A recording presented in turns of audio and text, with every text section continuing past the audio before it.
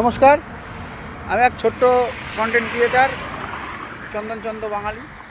পশ্চিমবঙ্গ দুঃখিতভাবে জানানো হচ্ছে আমি পশ্চিমবঙ্গের বাসিন্দা, কারণ এখানে শিক্ষিত সব বোকাচোদা বসবাস করে, যাদের মধ্যে আমার সবথেকে প্রিয় ক্যারেক্টার ছিল রঞ্জিত মল্লিক মহাশয়।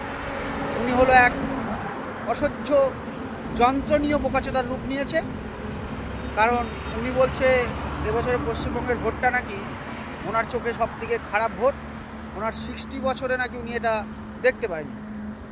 কিন্তু মাননীয় রঞ্জিত মল্লিক মহাশয়া, আপনার মেয়ে কোয়েল মল্লিক, যদিও বা উনি সংসদের ক্যান্ডিডেট, ওনাকে নিয়ে উল্টোপাল্টা করলে আমার সাজা হতে পারে, তাই মহিলাকে নিয়ে কিছু বলবো না। আপনাকেই বলছি, আপনার প্রতি যে শ্রদ্ধাটা আমার ছিল তা পুরোটা হারিয়ে ফেলেছেন। আমি এখন রাত্রির 11টার আপনার ভিডিওটি দেখে আপনার ভিডিও করতে ইচ্ছা হলো, তার একটাই কারণ, আপনার চোখে যে হিংসাত্মক মারাত্মক যে পশ্চিমবঙ্গে বিধানসভার ভোট, আপনারা বুঝবেন না। আপনারা ওই আমাদের মাধ্যমে কিছু টাকা কামিয়ে বিন্দাস আয়েসে জীবনযাপন করছেন, তো ওই কলকাতার বুকে বড় বড় ফ্ল্যাটে। আর যাদের জন্ম ওই বাংলাদেশি মুসলিমদের খাটে, তাদের সাপোর্ট কাটাটা আপনাদের খুবই জরুরি। না হলে হয়তো দিদি আপনাকে পশ্চিমবঙ্গ থেকে বার করে দিতে পারে। কিন্তু আপনাকে একটা কথা বলবো, যে আপনার প্রতি শ্রদ্ধাটা শুধু আমি বলে না, আমার মতন হাজারো হাজারো মানুষ আছে আপনার প্রতি শ্রদ্ধাটা হারিয়ে ফেলেছে। আপনি যে ভোটটাকে হিংসাত্মক বলছেন, এই ভোটটা অ্যাকচুয়ালি আমাদের মতন সাধারণ গরিব ঘরের ছেলে, গরিব ঘরের যুবক, গরিব ঘরের বৃদ্ধ, নারী, মহিলাদের জন্য খুবই সুরক্ষিত ভোট ছিল। আপনার 60 বছরে পাল পেকে তাল তলায় চলে গেছে, তারপরেও আপনার যখন বুঝতে পারছেন না যে এটা শান্তিপূর্ণ ভোট ছিল, তাহলে আপনাকে কিছু ভাষা প্রয়োগ করছি, তার জন্য দুঃখিত, সরি।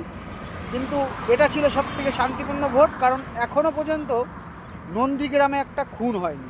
এখনও পর্যন্ত পশ্চিমবঙ্গের কোনো জায়গাতে ভোট দিতে গিয়ে কেউ খুন হয়ে যায়। আপনাদের এটা হিংসাত্মক মনে হবে, কারণ আপনারা শুটিংয়ের মাধ্যমে অনেককে তো মার্ডার করেন। বছর মার্ডারটা রিয়েল লাইফে আপনারা দেখতে পাননি। ওর যেরকম দাঁত কেলাতে কেলাতে বেরিয়ে স্বামী স্ত্রীতে মিলিয়ে দুজন মিলে বলছেন আপনার চোখে মারাত্মক হয়েছে, কারণ আপনি এখন দিদির চটিটা চাটছেন আপনার মেয়ের সাথে, সঙ্গে পেয়ারা মাখি। আপনি যে ইন্দ্রজিৎ সিনেমায় যে পুলিশের ভূমিকাটা নিয়েছিলেন, ওটা ছিল দর্শকদের প্রতি খুবই, কি বলবো, গর্বের। কিন্তু আপনার এই 60 বছরের ক্যারিয়ারে আপনাকে পুরো বোকাচোদা বানিয়ে দেবে এবার পশ্চিমবঙ্গবাসী। আপনি একটা ভিডিও ছেড়ে দেখুন কত ভিউ হয়। আর এক বোকাচোদা আছে, তার নাম হলো বাংলা পক্ষ মিডিয়া নামে ঘুরিয়াওয়ালা বোকাচোদা। ওই চোদনা বলছে যে ও নাকি সিআরপিএফের জওয়ানরা নাকি ওই বৃদ্ধকে মেরে ফেলেছে। তোদের চোখটা কি অন্ধ না তোরা কানা বাড়া? তোদের উচিত ভালো করে ওই 4 চশমা লাগিয়েও তোদের চোখের ভিতরে ভাঁড়া ঢুকিয়ে বসে থাকাটা তোদের উচিত না।